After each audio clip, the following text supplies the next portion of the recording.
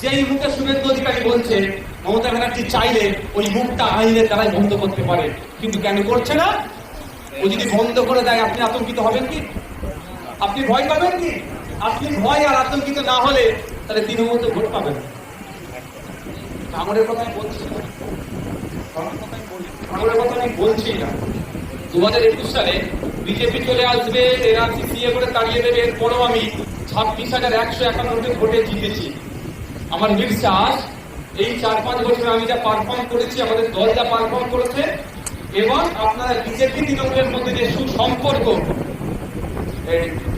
আপনারা দীঘাতে জগন্নাথ ধাম উদ্বোধন করছে, বিজেপির নেতা গিয়ে সেখানে মমতার পাশে বসে আছে, ওরা বলছে যে বিজেপিকে আটকাবে। যে হয়েছে আমার বিশ্বাস 2026-এ আপনার আইএসএফ খামচিহ্নকে এর ডবল মার্জিনে পাঠাবেন বিধানসভা। আমি আবার ফিরে আসি।